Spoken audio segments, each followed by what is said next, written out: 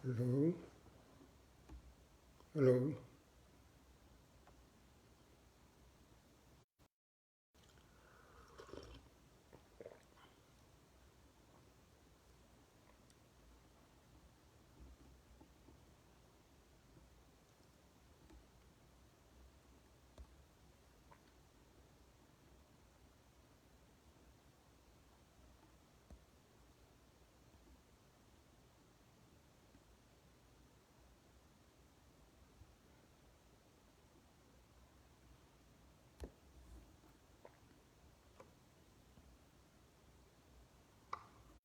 नमस्कार नमस्कार अनिता जी, कैसी हैं आप? देखो, आज तो चलता है, लग रहा है कि ये इंटरनेट कुछ तो नहीं लग रही है। जैसे मेरी आवाज़ आ रही है आपके पास, मतलब मेरी मधुर वाणी पहुंच रही है आप तक? कोई इशारा तो करो। अनिता जी, सुनाई दे रहा है?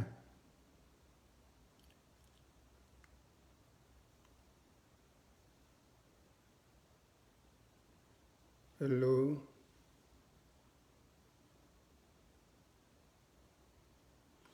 ओके ओके, आवाज़ पहुंच रही है ना?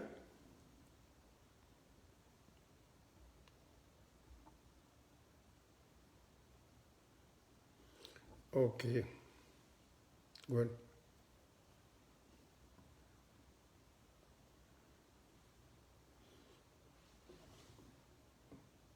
बढ़िया। मैं यही सोच रहा था, मेरी मधुर आवाज़ नहीं पहुंची कि तो फिर मेरा यहाँ बैठ के आप लोगों से बात करने का फ़ायदा ही क्या है ना। ठीक है, ओके। जयाल जी नमस्कार। बड़ी खुशी की बात है, आप भी हैं। मुझे उम्मीद है कि जो भी इस लाइव में होंगे, मेरी थोड़ी बहुत भटकन के बाद अपने विचार ज़रूर रखेंगे और अपने अनुभवों से भी मुझे परिचित कराएंगे, ताकि देखने सुनने वाले जो हैं वो इसका फ़ायदा उठा सकें, कुछ हमें सिखा सकें, कुछ हमसे सीख सकें।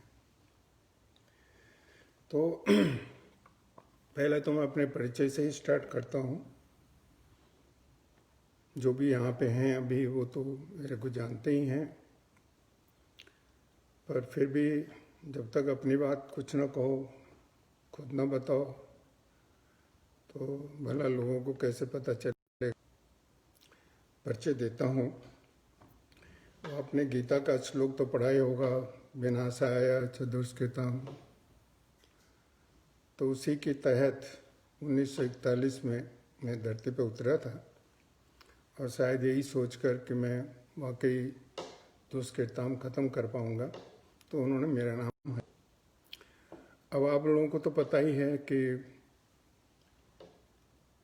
3-4 महीने के बाद बच्चा जो बड़ा होता है, तो 3-4 महीने के अंदर अंदर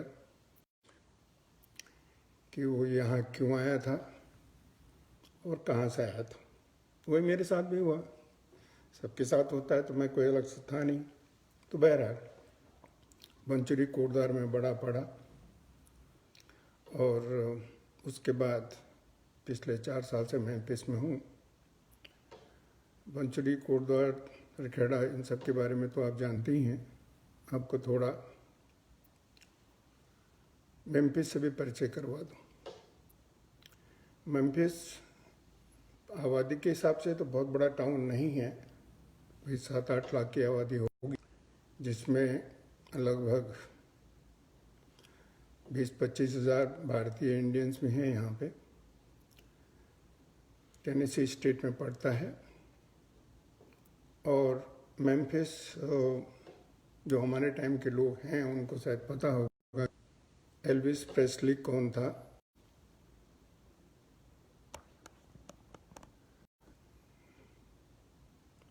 पता नहीं क्यों, लेकिन आप लोगों को शायद कोई दिक्कत नहीं हो रही होगी। कोशिश करूँगा कि मैं बोलता ही जाऊँ, आप इंटरनेट रहे या ना रहे। हाँ, तो मैं कह रहा था मेम्फिस के बारे में।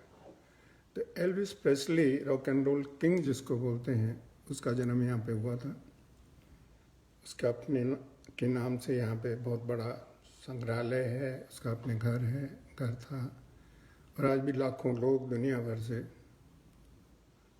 जब यहाँ पे एल्विस फेस्टिवल होता है साल में, तो यहाँ पे आते हैं। दूसरा जो बात के लिए दूसरी बात के लिए जो मेम्फिस जाना जाता है, वो है मार्टिन लूथर किंग जूनियर के लिए। मार्टिन लूथर किंग जूनियर यहाँ के जो ब्लैक कम्युनिटी है उसके अधिकारों के लिए लड़ा, और अनफॉर्चुनेटली 1968 में उसका कत्ल भी कर दिया गया। गांधी जी का अनुयायी था, गांधी जी के हिसाब से नॉन वायलेंस के पे चलता था, लेकिन यहाँ पे जो वाइट कम्युनिटी है वो शायद उसकी बातों को बर्दाश्त नहीं कर पा रही थी। और नेताजी मेरे ख्याल से वॉइस ब्रेक होने का एक रीज़न हो रहा है कि पता नहीं बीच बीच में एक सेकंड के लिए उसके एक इंटरनेट चला जाता है। हाँ, तो सही कहा आपने, शम्मी कपूर और कई थे, जो कि शायद चंद्रशेखर का नाम आपने सुना होगा, वो भी था। और उस टाइम पे, हमारे टाइम पे, जहाँ तक फ्लोर डांस का सवाल है, वेस्टर्न फ्लोर डांस, दो डांस बहुत प्रसिद्ध थे, जो कि मैं समझ रहा हूँ कि क्लासिकल गिने जाते हैं। एक था उसमें फॉक स्टार और दूसरा था चा चा चा। तब तक इन्हीं का जोर था, लेकिन जब एल्विस प्रेस्ली आया तो उसने सारा बदल के रख दिया। बहुत सी फिल्में आई उसकी, और जैसे कि आप जानते हैं कि आज भी, हालांकि अब रॉक एंड रोल उतना प्रसिद्ध नहीं रहा, अब तो लोग सब मिक्स कर दिया है, cha cha cha, rock and roll, bhangra, भारत जोपरा, उत्तराखंड का पांडव नृत्य, जितने भी चाहो उतने उसमें जुड़ चुके हैं डांस में, क्योंकि ज़माना कविताओं का नहीं रह गया। कविता, लिरिक्स, ये सब खत्म हो गए। एनीवे, ये तो हुआ मेरा छोटा सा परिचय। अब मैं बहुत बड़ा परिचय दूंगा तो एक ग्रंथ बन जाएगा। और अब तो जानते ही हैं कि 1941 to 2020 कितने साल होते हैं, कितनी जगहों पर गया हूँगा, कितने लोगों से मिला हूँगा, तो सब लिखने लगूँगा तो पूरा का पूरा, क्या बोलते हैं, इतना बड़ा तो कौन सा बड़ा ग्रंथ है हमारा। सबसे बड़ा ग्रंथ कौन सा आप लोगों को मालूम है? बताओ। नहीं मालूम? भागवत है। ओके, चलो खैर, अब जब भागवत की बात आ गई तो जिन लोगों ने भागवत पढ़ा है, हाँ बिल्कुल जुयाल जी, आप बिल्कुल सही बोल रहे हैं कि मार्टिन लूथर किंग ने गांधीवाद को अमेरिका में उसका उपयोग किया। और नेताजी महाभारत से भी बड़ा, महाभारत मेरे ख्याल से इसका क्या बोलते हैं उसको, भागवत का ही एक अंश है। तो सबसे बड़ा जो ग्रंथ है वो मेरे हिसाब से, आई डोंट नो, बाकी आप लोग को शायद इनमें से जो हैं उनको पता होगा, जुयाल जी को शायद पता होगा, भागवत मेरी नज़र में, क्योंकि मैंने भागवत पढ़ा है।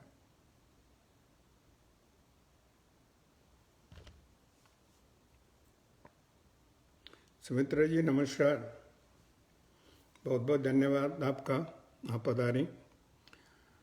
तो बात हो रही थी कि भागवत है, तो क्योंकि बात भागवत पे जा चुकी है तो जाहिर है कि जब उन्होंने भागवत पढ़ा है, उसमें कहानियों के अंदर कहानियाँ हैं, एक कहानी, उस कहानी के अंदर फिर 10 कहानी, फिर उन 10 कहानियों की कोई रीज़न करते करते करते करते वो किताब इतनी बड़ी है कि शायद पूरी किताब को अगर हम ढंग से पढ़ने और याद रखने का तो सवाल कम ही उठता है, लेकिन उसमें हमको बहुत कुछ मिलता है। भागवत का जब हम देखेंगे तो एक बहुत बात जो समझ में आती है वो है आस्था। मतलब आस्था मतलब विश्वास। अगर हमको किसी चीज़ पे विश्वास है और धीरे धीरे धीरे जब वो विश्वास हमारा बढ़ता जाता है तो वही एक आस्था भी बन जाती है। लेकिन आस्था का एक दूसरा रूप है जो कि काफ़ी हद तक मैं समझता हूँ कि मैं बेवकूफ़ी वर्ड यूज़ तो नहीं करना चाहूँगा, लेकिन फिर भी बिल्कुल ही ना समझ लोग जो कि आस्था से बहुत ही आगे निकल जाते हैं, विश्वास को अब ऐसी हालत में ले आते हैं जबकि अंधविश्वास उसका नाम दे जाना पड़ता। तो विश्वास का जो विकृत रूप है वो अंधविश्वास है मेरे हिसाब से। अंधविश्वास का मतलब ऐसा जो विश्वास जिसको कि तर्क की संगति से सही ना कहा जा सके और जिसको प्रमाण न किया जा सके। थोड़े से उदाहरण देता हूँ आपको। एक लंबी बहस है इस सब के ऊपर और ये बहस चलती रहेगी कि विश्वास क्या है और अंधविश्वास क्या है। बहुत से लोगों को तो अंधविश्वास में विश्वास नजर आता है, कईयों को विश्वास में ही अंधविश्वास नजर आता है और ये बहस वर्षों से चलती रही। विज्ञान की धीरे धीरे जब प्रगति हुई, जैसे कि आप लोगों को पता है, शुरू में आदमी क्या करता रहा होगा, उसको क्या चाहिए होगा, 2 टाइम का खाना, 3 टाइम का खाना, ज़्यादा रहने के लिए कुछ जगह, दैट्स ऑल। तो पहला मानव जब धरती पे आया होगा तो खाने के लिए तो वो कुछ भी जंगली फूल फल या जानवरों को मार के अपना गुजारा कर लेता था। रहने के लिए गुफाएं थी और पहनने के लिए जो जानवर मारे उनकी खाल तो थी। धीरे धीरे धीरे उसकी ज़रूरतें बढ़ने लगी, लोग बढ़ते गए और ये सब कम पड़ता गया। तो फिर और कई कुछ हुआ होगा, लेकिन मैं उतनी लंबी उसमें न जा कर के आपको ये कहने की कोशिश कर रहा हूँ कि एक समय जब आया कि हर चीज़, कुछ लोगों ने इन सब चीज़ों को उस टाइम पे, क्यों जब ऐसी हालत थी तो लोग नेचुरली बहुत सी चीज़ों को अंधविश्वास की हालत तक ले जाते थे। अब उसी समय की बात है जब धीरे धीरे लोग समझने लगे, आर्गुमेंट करने लगे, तो उनको ये लगा कि हाँ, हमको अपनी बात को ज़रा जोर से कहना चाहिए। और करते करते करते सदियां निकल गईं और फिर एक दिन विज्ञान ने जन्म लिया। आपको शायद ध्यान ही होगा, अच्छी तरह जानते ही होंगे इस चीज़ को कि शुरू में तो लोग कहते थे कि पृथ्वी अपनी जगह पर अडिग है और सूर्य पृथ्वी के चक्कर लगाता है। फिर और सदियां गुजर गई इस विश्वास को लेके और फिर एक दिन गैलीलियो पैदा हुआ। गैलीलियो ने ये साबित कर दिया कि नहीं, ऐसा नहीं है, सूर्य अपनी जगह पर स्थित है और पृथ्वी सूरज के चक्कर लगाती है। अब भला ये बात कैसे पचती उन लोगों को, अपनी रोटी रोजी सेक रहे थे और खा लेंगे, उनको भी पता नहीं था एक्चुअली देखा जाए तो। पर क्योंकि जब ये बात सामने आई तो बहुत से लोगों को ये लगा कि ये लोग जो हमको आज तक बताते रहे वो गलत है और धीरे धीरे वो लोग नाराज हो गए। नाराजगी हद तक गई क्योंकि उनके पास ताकत भी थी, शासन भी था। तो गैलीलियो को बेचारे को सूर्य पे चढ़ना पड़ा। तो एक जो धारणा बनी हुई थी कि पृथ्वी अपनी जगह पे है और सूरज चक्कर लगाता है, तो खत्म हो गई। जो अंधविश्वास था, जब वो तर्क की संगति पे सही नहीं उतरा तो उसको खत्म होना पड़ा। लोगों को उस बात को भूल जाना पड़ा, स्वीकार करना पड़ा वैज्ञानिकों की बात को कि नहीं,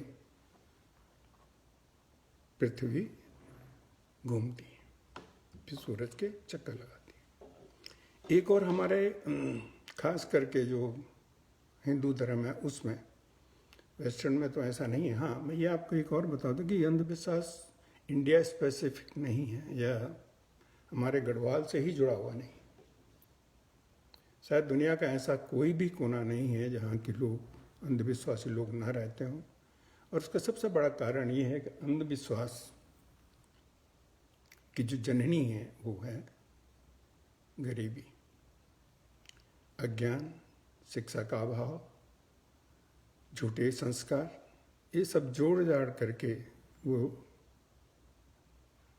अंधविश्वास में लोग पड़ जाते हैं और उस चक्कर में पता नहीं क्या क्या कर डालते हैं। तो खैर, मैं जो कह रहा था कि जो पुरानी मान्यताएं थी, पहली मान्यता थी पृथ्वी के बारे में जो मैंने आपको बताया, और दूसरी मान्यता जो कि हमारे हिंदू धर्म में है वो है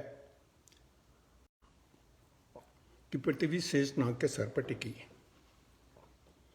अब बोलो, जब गैलीलियो ने बोला कि पृथ्वी चक्कर लगा रही है सूरज के, तो फिर शेषनाग के सर पर कहाँ टिकी होगी?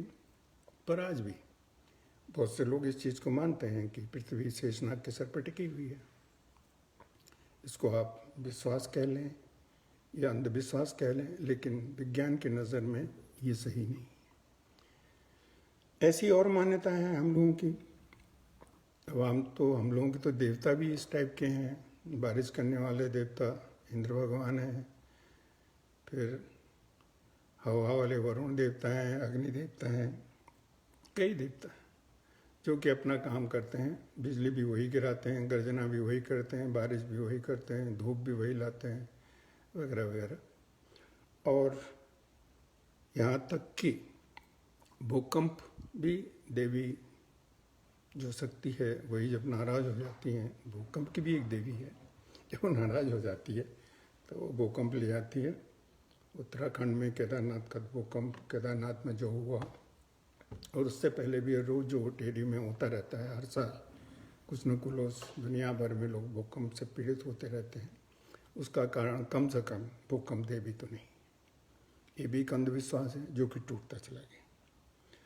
उसके बाद कई हैं और जिनको कि मैं संक्षेप में बता कोशिश करूँगा, जैसे कि भूत पिचास होते हैं, पुनर्जन्म होता है, मंत्रों से रोग का निवारण हो जाता है, मंत्रों से वशीकरण भी होता है। और आप तो जानते ही होंगे, मेरे ख्याल से जानते क्या होंगे, करते भी होंगे। इंग्लिश में बोलते हैं, क्या बोलते हैं उसको, लकी चार्म। लकी चार्म मतलब अंगूठी पहन लो, मैंने पहन रखी, देखो ये अंगूठी पहन लो, ये जूता पहनो तो मेरे लिए लकी रहता है, ये कोट पहनूँ तो मेरे लिए लकी रहता है, ये अंगूठी पहनो तो मेरे लिए बहुत लकी है, घर से बाहर निकलूँ तो दायां पाँव पहले रखूँ तो बहुत लकी है, बिल्ली रास्ता काट जाए तो गए काम से, जूते अगर सही नहीं रखे हों तो गए काम से। ऐसे बहुत सी चीज़ें हैं। और सबसे बड़ी चीज़ आज की उसमें, आज के संदर्भ में कहूँ तो, अब आप तो शायद नाराज़ हो जाए, नाराज़ भी हो जाएंगे तो मैं क्या करूं, लेकिन मैं आपको एक भी बता दूं कि मैं भी विश्वासी हूं। लेकिन मेरा विश्वास सिर्फ यहाँ तक सीमित है कि मैं मानता हूं कि कोई अपार शक्ति है, अदृश्य शक्ति है, जिसको कि हम जानते नहीं हैं, देखा नहीं है, लेकिन है। एक दिन सब अगर उसको भी लोग खारिज कर देंगे तो वो बात अलग है, लेकिन तब तक तो विश्वास बना हुआ है। लेकिन मैं ये जो रिचुअल्स होते हैं उनमें विश्वास नहीं करता, बिल्कुल भी नहीं करता। हालांकि कुछ लक्षण मेरे अंदर जो मैंने दिखाया आपको, अंगूठी पहन रखी है, वो एक रिचुअल का ही हिस्सा है, होता है, कभी कभी ये भी होता है। तो मैं आपको बता रहा था कि ये कैसे होता है। आपको तो मालूम ही होगा कि एक बार हम लोग, बहुत पहले की, वर्षों पहले की बात है, जब किसी ने कह दिया था कि मैं खुदा हूँ। जैसे हिंदी में हम लोग बोलते हैं, संस्कृत में ब्रह्मम अहम। तो एक ऐसा भी, जब ब्रह्मम अहम, तो हम दूसरे हिसाब से बोलते हैं, उसको फिलोसफिकल रूप में लेते हैं। लेकिन एक ऐसा भी बंधु था जो कि इसी बात को कहने के लिए सूली पर चढ़ा दिया गया। उसका नाम था मंसूर। सुना होगा शहर आपने, चढ़ा मंसूर सूली पर, पुकारा इश्कबाजों को कि उसके आम का आना है जिसका जीचा। तो ये था। अब आपको ये भी, जैसे मैं कह रहा था कि कोई इंडिया स्पेसिफिक नहीं है। अब क्रिश्चियंस लोग मानते हैं कि जीसस की जब डेथ हुई, उनको कब्र में दफनाया गया, तो 3 दिन के बाद वो फिर वापस खड़े हो गए। तो ये भी उनका अपना विश्वास है। हमारी नज़र में तो आज तक कभी हुआ नहीं है, देखा नहीं है कि कोई कब्र से खड़ा हो के वापस आ गया हो। गनीमत है, हम लोगों के यहाँ तो जला देते हैं तो उम्मीद ही नहीं है वापस आने की, लेकिन जो कब्र में रहते हैं उनको वापस आ गए हों, इतना तो कम से कम लोग विश्वास नहीं करेंगे। लेकिन जो करते हैं उसको, उनको विश्वास है, उसको हम अंधविश्वास कहें या ना कहें, वो बात अलग है। तो आज के दिन सुनने में थोड़ा आप लोगों को अजीब सा लगेगा और शायद आप लोग बोलेंगे भाई क्या बोल रहे हैं। कोरोना से ग्रसित हैं पूरे देश, पूरी दुनिया, और हमारी एफएम बोल रही हैं ये भगवान का प्रकोप है तो सही। लेकिन कोरोना को भगाने के लिए यज्ञ किए जा रहे हैं, देवी देवताओं को मनाया जा रहा है, ये तो ऐसे अंधविश्वास ही हुआ ना। हैं ऐसे लोग आज भी हैं हम लोगों के बीच में, जो कि बीमारी अगर कुछ हो गई तो बाबा लोगों के पास जाते हैं, उनकी क्या बोलते हैं उसको, दुआएं लेते हैं, उनका आशीर्वाद लेते हैं, और इससे उनको लगता है कि उनका बीमारी चलेगी। अब बीमारी जाने के और कई कारण, न जाने के कई कारण हो सकते हैं, लेकिन जिनको विश्वास है विश्वास है। और दिल्ली में तो बंगाली बाबा तो फेमस ही हैं, आप लोगों को पता ही होगा। कभी कभी जाना चाहिए उनके पास, बेचारों का धंधा चलता रहे तो अच्छा है। अब मैं आपको कुछ उन घटनाओं की तरफ ले चलता हूँ जो कि वापस मैंने देखी और हुई, और उनमें ये तय करना हम लोगों का काम है, या मेरा काम है, या आपका काम है कि आप जाने कि वो कितनी सही है, कितनी गलत है, विश्वास है कि अविश्वास। 5 साल की उम्र में एक बच्चा बीमार होता है। वैद्य जी की दवाई खाते खाते जब उसका बुखार नहीं उतरता तो आखिर हार झक करके माँ बक्की जी के पास जाती है। बक्की जो आप जानते होंगे, जिन्होंने गांव में उधार रहे हैं उत्तराखंड में, बक्की के पास चावल लेके, चवन्नी या दोवन्नी जो भी जिसकी हैसियत है, लेकर के बक्की जी के पास जाओ, वो कुछ उपाय बताएंगे, जिनमें तो ज़्यादा उपाय यही होता था कि भाई ये देवी का प्रकोप है, बहुत सीरियस कंडीशन हो तो बोलेंगे कि ये करो वो करो, छोटा मोटा पाठ बिठाओ, और बड़ा हो तो पूरे गांव को खिलाओ, वगैरह वगैरह, उस समय होता था। लेकिन माँ ने जब ये किया तो पिताजी को, क्योंकि ये पसंद नहीं था और वो इन चीज़ों पर विश्वास नहीं करते थे, उन्होंने ऐसा कुछ नहीं किया। कुछ दिनों के बाद में बेटा ठीक हो गया। पिताजी दवाई देते रहे, और दवाई इधर उधर से वैद्य जी से जान पूछ के जो भी उनसे हो सकता था वो करते रहे। पिताजी कहते हैं कि बक्की के पास जाना अंधविश्वास है। माता जी कहते उनकी कृपा है, वो न बताते तो मुझे पता नहीं चलता, मुझे पता नहीं चलता तो मैं ऊपर देवी के मंदिर में जाके प्रसाद चढ़ा के नहीं। Sorry guys, again internet problem coming in between. तो ये अपना अपना विचार है, लेकिन आप सब जानते हैं इस चीज़ को कि अगर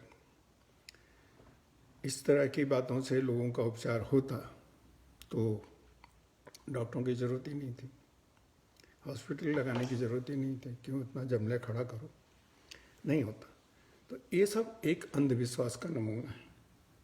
दूसरा, एक और हंसी की बात है, हमारे काका जी थे, उस समय कोर्ट द्वारा या हम दुगड्डा से पैदल ही आना पड़ता था, और जब तक हम लोग घर पहुंचते थे रात हो जाती थी, शाम हो जा अंधेरा हो जाता था। तो काका जी भी ऐसे ही वापस अपनी नौकरी से लौट रहे थे, तो पहाड़ी के पास एक जगह पे गिर गए, लुढ़क गए। तो गनीमत है कि नीचे कोई पेड़ था, उसमें अटक गए, तो सही सलामत झाड़ कपड़े वपड़े झाड़ के, ज़्यादा चोट वोट कुछ नहीं आई, कुछ खरोचें आई, लेकिन घर पहुंच गए। और घर आके उन्होंने ये बताया कि वहाँ पे भूत ने उनको धक्का दिया। लो बोलो।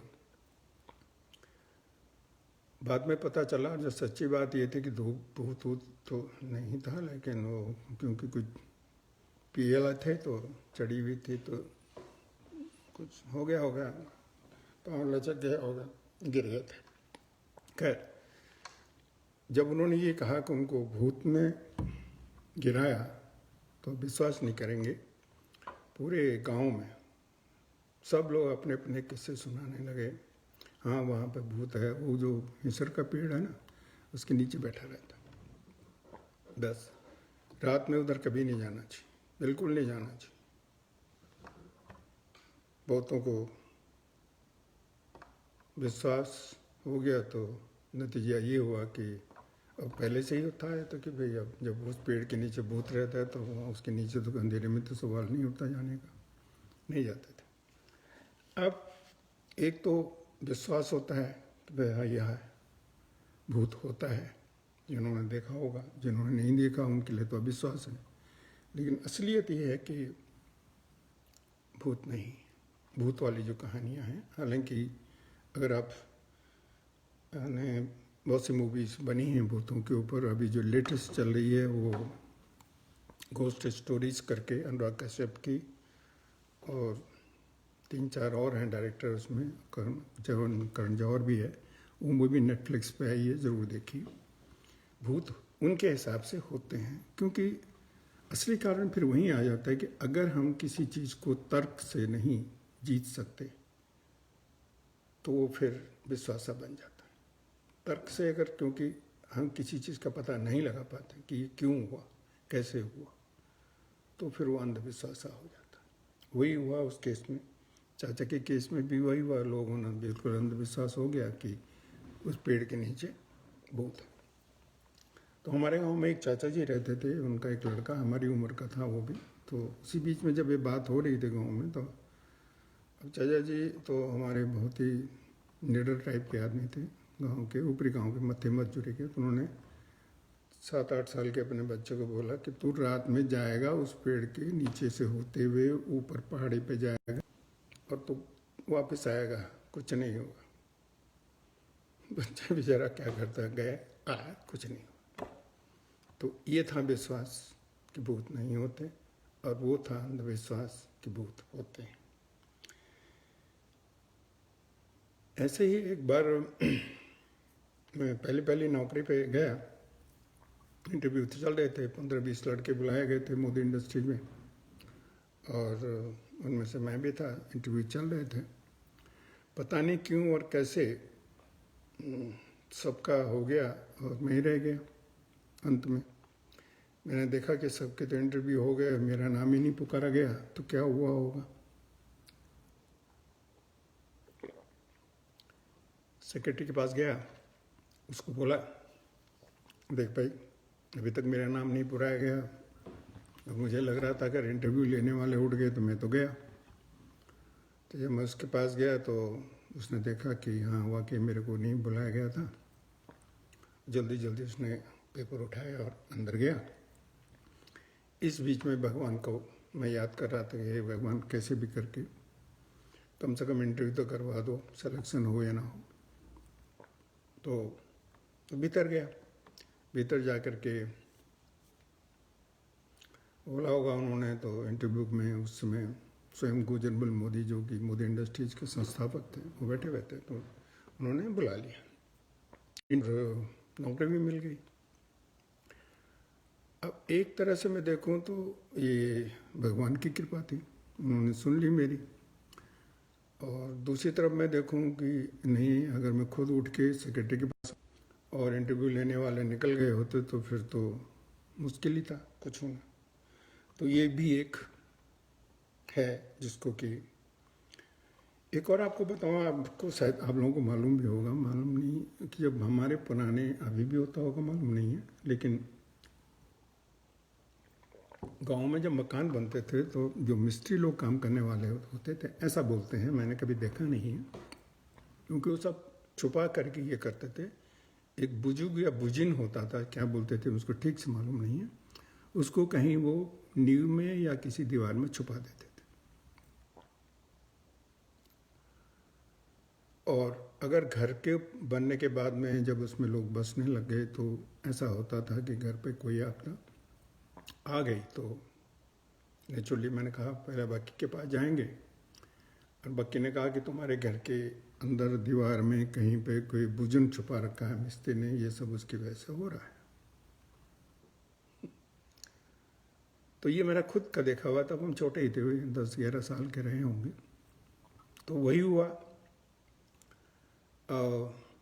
बुलाया गया, ढोल, वो जो क्या बोलते हैं उसको, मुड़को हड़कू जो बोलता है उसको बजाने वाला होता है, वो कुछ कुछ बोलता रहता है, और उसके साथ में एक जिसके ऊपर देवी आई हुई है वो घूमता रहता है, घर के हर कमरों में जाता है, ढूंढता रहता है इधर उधर। तो घंटा आधा घंटा कभी कभी ज़्यादा भी टाइम भी लग जाता है, और उस जगह को वो ढूंढ ही निकालता है जहाँ पे कि वो बुजन छुपा रखा है। ये मैंने देखा है। अब सवाल ये उठता है कि क्या ये होता है? बुजन तो होता है, बुजन तो छुपाया, क्योंकि छुपाया था तो छुपाया था। अब इस आदमी को, पहले तो बक्की को कैसे पता चला कि बुजन छुपा रखा है? चलो ये मान लेते हैं कि बक्की को इसलिए पता चला कि भाई ऐसा कोई घर नहीं है जहाँ मिस्त्रियों ने बुजन न छुपा रखा हो। लेकिन जिसने बुजन निकाला, ढूंढा, जिसने वो जगह को बताया कि देखो यहाँ पे है, तो दीवार को तोड़ करके वहाँ से निकाला गया, उसको कैसे पता चला? अब एक हमारे चाचा जी हैं सुभाष चंद्र जी वैज्ञानिक, जो भी यहाँ पे देख रहे हैं, इसका जवाब शायद वो दे पाएंगे, कम से कम मैं नहीं दे पाऊँगा, लेकिन एक आम भाषा में ये कह सकता हूँ कि जरूर उसको मिस्त्री ने बताया होगा। वो मिस्त्री के पास गया होगा, मिस्त्री को कुछ दे आया होगा उसने, और जा जगरी गया होगा या जिस पे देवता आया हुआ था वो गया होगा, कैसे भी करूँगा मैनेज किया होगा। और क्योंकि मालूम तो पड़ ही जाता है कि भाई वो मिस्त्री कौन था, तो उसके पास गया होगा, वहाँ से मालूम करके वो पता करके आ गया होगा, थोड़ा बहुत नाटक वाटक करके जगरी वगरी बन के वगैरह सब करके के वो भोजन उसने निकाल दिया। तो अब इसको विश्वास कहें या अंधविश्वास, ये भी एक अपने आप में एक बहुत बड़ा सवाल। आपने देखा होगा कि हमारे गढ़वाल में, पूरे उत्तराखंड में जागर, चूँकि अभी मैंने आपको भोजन निकालने की बात की तो जागर का नाम आ गया बीच में, तो फिर मैं जागर की भी याद आ गई। हमारे गांव में ऊपर जागरी बाड़ा रहते थे और थाली बजाया करते थे जागरों में। हालांकि तो हम कब थोड़े बहुत समझ में आने लग गए थे हम लोगों को, तो जब वो अपने ही उम्र के लोगों के साथ बातें कर रहे होते थे तो तब आपस में मजाक में कर रहे थे कि आज किसको नचाया, कल किसको नचाया, वहाँ क्या हुआ वगैरह वगैरह। मतलब उनके लिए एक हंसी की बात थी। लेकिन जब वो जागर में शामिल रहते थे, जो जागर करने वाला जागरी होता था उसके साथ, उस समय उनके मन में क्या रहता होगा? क्या वो उसको नचा रहे हैं या ये उनका विश्वास है कि हाँ होगा? जागर का बताना आप सबको पता ही है, जागर का मतलब जगाना। हमारे जो कुल देवता हैं या गांव के देवता हैं उनको जगाते हैं। और अमूमन ये लोग या जो जागरी हुआ करते थे पहले, और जागर जब का मेरे ख्याल से जब जागर शुरू में आए होंगे तो वो एक कल्चरल या सांस्कृतिक रही होगी बात। लोग अपना नाचना गाना हंसी खुशी के लिए जागर टाइप के गाने गाया करते थे, गीत गाया करते थे, और इसी तरह कभी आज इस देवता के नाम से, कभी उस देवता के नाम से गीत बनते थे, और पूरे उत्तराखंड में, नेपाल में, खास करके कुमाऊं एरिया में या अपर गढ़वाल में, सब जगह के हिसाब से देखा जाए पूरे गढ़वाल में जागरों के गीत चलते थे और लोग मस्ती करते थे, गाना गाते थे, बजाते थे, सब कुछ होता था। एक विश्वास था कि हाँ हमारे भगवान हैं और बीच बीच में हमको उनको जगाते रहना चाहिए। हालांकि भगवान कहते हैं सोते तो नहीं हैं कभी। वो बात अलग है कि आप जो थाईलैंड गए हो बैंकॉक में, तो वहाँ उनको बुद्ध भगवान मिलेंगे। उनकी मूर्ति है बहुत बड़ी, जो कि निंद्रा मूर्ति में है। और इसी तरह केरला में एक मंदिर है जहाँ भगवान विष्णु स्वप्नावस्था में लेटे हुए हैं। तो शायद भगवान कभी कभी सो जाते होंगे, तो इसलिए उनको उठाना भी पड़ता होगा, इसलिए जागर लगा करके उनको उठाते थे और फिर से वल्ला वल्ला सब ठीक ठाक हो जाता था। लेकिन फिर उसका एक क्या बोलता हूँ बिगड़ा हुआ रूप आया, जिसको कि हम लोग जिस जागर की मैं अभी जिक्र कर रहा था, वो जो जागर हुंदन या वो जो जागर छे, वो घर पे या परिवार पे कोई कष्ट आता था तो बाकी के पास जाते थे। बाकी बताता था ऐसा ऐसा है, तुमको ये करना पड़ेगा, वो करना पड़ेगा, घड़े को लगाना पड़ेगा, जागर करना पड़ेगा। और अपनी दक्षिणा तो जो लेते ही थे वो लेते थे, ऊपर से जागर ही आता था। वो भी कभी जाकर 1 दिन 2 दिन 4 दिन, कभी कभी तो सुना कि 15-15 दिन में चलता था। लेकिन जितने मैंने देखे वो होता नहीं था। और वो तभी होता था जब घर में कोई संवारण के लिए जागर लगाया करते थे। उसमें एक बात बड़ी ध्यान देने वाली होती थी कि जब जागर जागरी लगा रहा है तो घर का ही कोई आदमी या औरत उस पर देवता आता है, मतलब देवता का साया आता है, और वो नाचने लगती है। नाचती है तो उसके मुंह से जागरी जो है निकलवाई देता है कि क्या करना है क्या नहीं करना है। और अक्सर उसमें यही होता है कि बुकठे ला करके वो मंदिर में चढ़ाना है, फिर गारे गाँव को खाना वाना खिलाना है और वगैरह वगैरह। अब आप इसको क्या कहेंगे? अंधविश्वास नहीं कहेंगे तो क्या कहेंगे? क्या गाँव को पूरा खिलाने से घर का संकट चला जाएगा, या घर पे जो संकट है, चाहे वो पैसे का संकट है या बीमारी का संकट है, वो कुछ और करने से जाएगा? ये उनके हिसाब से सोचने वाली बात है। लेकिन वो जैसे होता है ना भूत हटाने वाला, आप लोगों ने देखे होंगे, जब किसी पर भूत चढ़ जाता है उसे भूत हटाया जाता है, उसके ऊपर से तो बेचारे की हालत इतनी खराब हो जाती है कि वो सोच ही नहीं पाता। मार मार के बेचारे को उसको बुरा हाल कर देते हैं। जा इसके ऊपर जब भूत चढ़ा हुआ है, भूत भगाना, तो भूत तो बाद में भगेगा, वो बेचारा खुद ही जहाँ उसकी हालत ख़राब हो जाती है, इतने उसको पिटाई कर देते हैं। तो ये सब चीज़ें हैं। अब सवाल ही पहले की तरह भी मैं बोलूँ कि और अंधविश्वास क्या है, ये लोग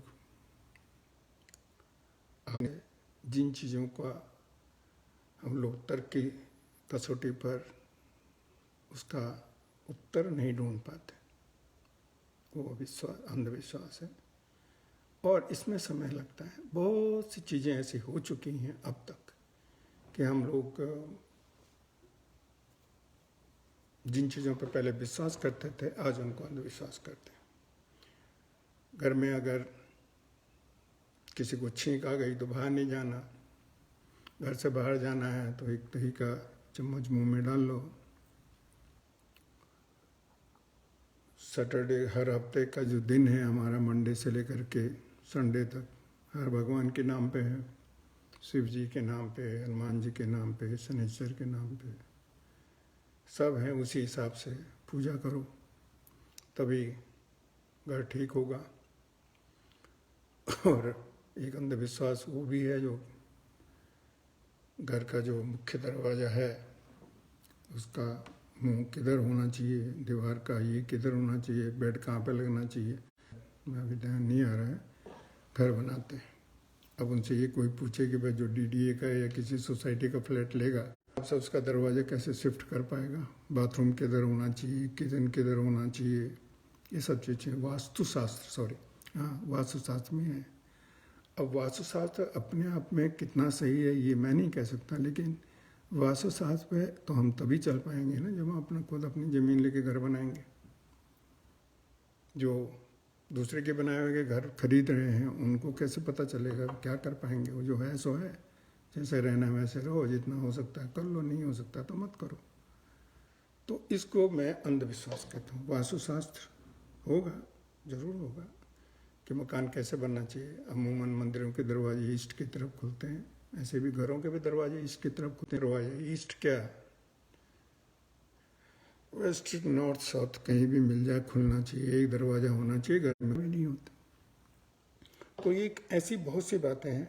कई बार आपने ये भी देखा होगा कि हमारे जो उत्तराखंड में,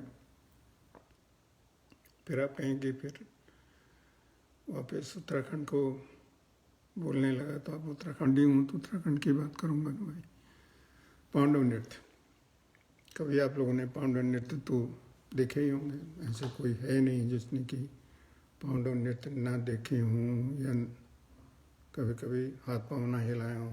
पांडव शादी के बाद होता ही है, और शादी जब होती है तो शादी बारात जब वापस आती है तो नृत्य होते हैं और बहुत मस्ती होती है। हमारे गांव में तो होता ही था। जो हमारे और जो जानते होंगे, एक आचार्य दास होते थे, बहुत पांडव नृत्य, पांडव मतलब पूरी महाभारत की कथा होती थी, और उस महाभारत कथा में रात भर तक नाचते थे, कुछ पिए कुछ बगैर पिए।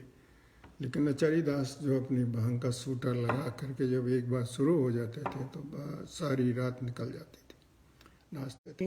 उन्हीं नाचने वालों में एक दो चार ऐसे भी होते थे जिनको हुआ तो कुछ नहीं है, लेकिन उन पे आ जाता था, देवी आ जाती थी या महाभारत का। आचार्य दास के गले में हाथ डाल रहे हैं, कभी इधर से डाल रहे हैं, कभी उसकी ढोलक पकड़ रहे हैं, कभी रोटी बजाने वाला है उसके गले में हाथ डाल रहे हैं। जिनके पास पैसा है वो पैसा देते थे, लेकिन ये इनके पास पैसा तो और कुछ गले ही पड़े रहते थे। आचार्य दास बोले तो क्या बोले, क्योंकि वो तो अब जब हैं ठाकुर हैं तो ठाकुरों की तो सेवा करनी पड़ेगी, चाहे वो गला पड़े या गले। तो मेरे हिसाब से जो नाटक ही था ये, तो मैं समझता हूँ कि आज के लिए इतना काफ़ी। कुछ गलत कहा हो तो माफ़ी चाहूँगा, लेकिन जो जिससे हम सही गलत आंकलन कर सकें। अंधविश्वास, विश्वास अच्छी बात है, अंधविश्वास बुरी बात है। जहाँ तक हो सके इन चीज़ों को तर्क की संगति पे देखिए, और हो तो मानिए, नहीं तो फिर वही होगा जो हमारे साईं बाबा करते थे बेंगलोर वाले। ऐसा हाथ किया, दूसरा हाथ किया तो केला निकल गया, फिर किसी तीसरा हाथ किया तो कुछ उन्होंने पकड़ा दिया। और हमारे जो इतने प्रबुद्ध सुनील गावस्कर साहब और क्या नाम सचिन तेंदुलकर, उनके भक्त थे। तो क्या बोल सकते हैं, शिक्षा भी अपनी जगह पे है। शिक्षित होने का क्या फ़ायदा जब तुमको इन तारीफ की जो तांत्रिक चीज़ें चालाकियाँ हैं उनको भी आप ओके क्या है। नमस्कार, थैंक यू वेरी मच। फिर मिलेंगे। जितना मैंने कहा उसको आप हंसी में भी टाल सकते हैं, सीरियसली भी ले सकते हैं, ये सब आपके ऊपर है। आपका जब भी हुक्म होगा फिर शामिल हो जाऊंगा। Thank you, bye.